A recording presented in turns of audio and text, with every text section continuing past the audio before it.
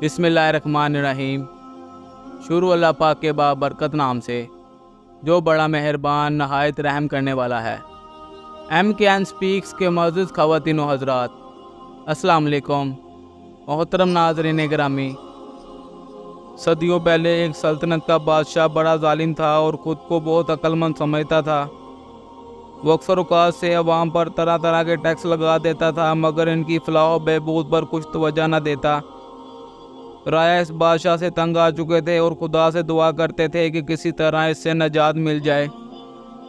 بادشاہ ہر وقت خوش آمدی لوگوں میں گھیرا رہتا جو اس کی ہر جائز و ناجائز بات اور فیصلوں پر اس کی تعریف کرتے اور اس کو قابل اور نہایت ذہین کہتے۔ بادشاہ کو وہ لوگ ناپسند تھے جو اس کی کسی غلط بات کی نشاندہی کرتے اور اس کے فیصلے پر تنقید کرتے۔ ایسے ہی لوگوں میں ایک مشیر بھی شامل تھا جو بادشاہ کے والد کے زمانے سے دربار میں موجود تھا اور جس کی تنقید کی وجہ سے بادشاہ اسے سخت ناپسند کرتا تھا۔ وہ مشیر ایک انتہائی قابل اور ذہین شخص تھا۔ وہ اس بات پر یقین رکھتا تھا کہ بادشاہ کو اپنی عوام کی فلاح کا خیال رکھنا چاہیے اور عوام کو جائز ٹیکس ادا کرنا اور بادشاہ کا وفادار ہونا چاہیے۔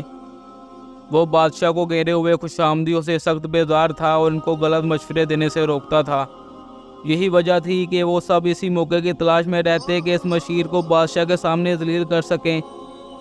آخر وہ دن بھی آ گیا جب ان لوگوں کو موقع مل گیا۔ ایک دن مشیر نے بڑے دربار میں کہہ دیا کہ اگر کوئی انسان اپنی عقل اور ذہانت کو استعمال کرے تو وہ ہر جگہ اپنی روزی روٹی کا بندوبست کر سکتا ہے۔ بادشاہ جو مشیر سے اس کے سچ بولنے پر پہلے ہی ناراض تھا، اسے یہ وقت مناسب لگا کہ وہ مشیر کو اس کی حق گوئی کی سزا دے سکے۔ اس نے کہا کہ مشیر کو اپنی بات کی سچائی ثابت کرنی ہوگی اور ساتھ ہی یہ حکم جاری کر دیا کہ اسے گھوڑوں کے استبل میں بند کر دیا جائے۔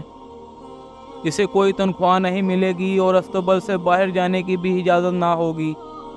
وہ 1 ماہ میں 1000 سونے کے سکے اپنی عقل اور ذہانت کے بلبوتے کمائے اور خزانے میں جمع کروائے، اور ساتھ ہی یہ بھی کہا کہ 1 ماہ تک اسے شاہی عہدہ بھی واپس لے لیا جائے گا۔ بادشاہ کے اس فیصلے پر مشیر بڑا دل برداشت ہوا مگر ہمت نہ ہارا۔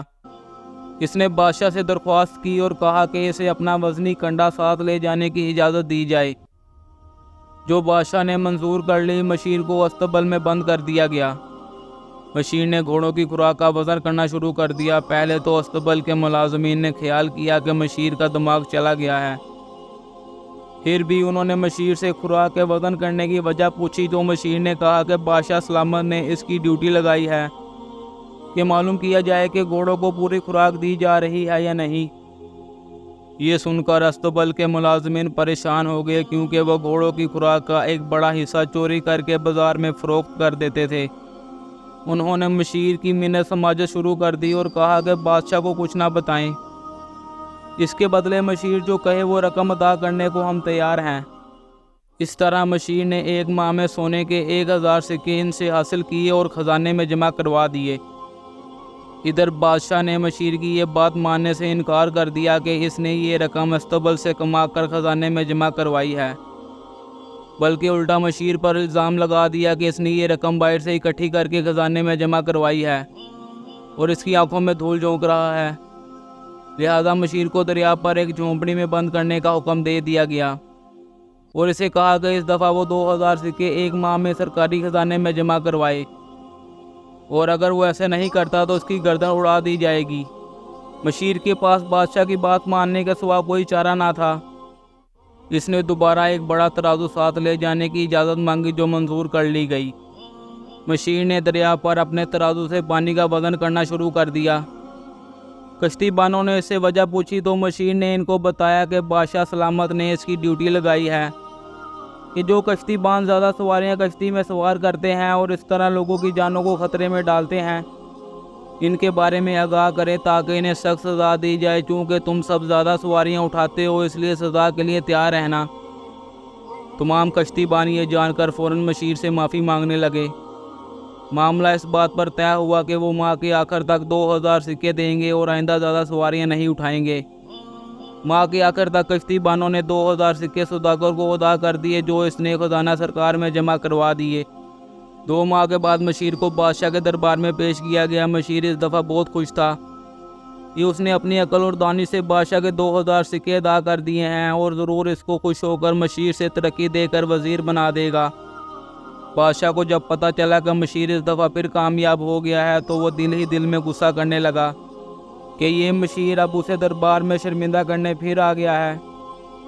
اس لیے اس نے اپنے ایک خوش آمدی وزیر جو مشیر سے نفرت بھی کرتا تھا اس کو اشارہ کیا کہ وہ اس کے قریب آئے، اور جب خوش آمدی بادشاہ کے قریب آیا تو بادشاہ نے اس کے کان میں کہا، اس مشیر کو فصیل سے دھکا دے دو تاکہ اس کی صورت ہم دوبارہ نہ دیکھیں۔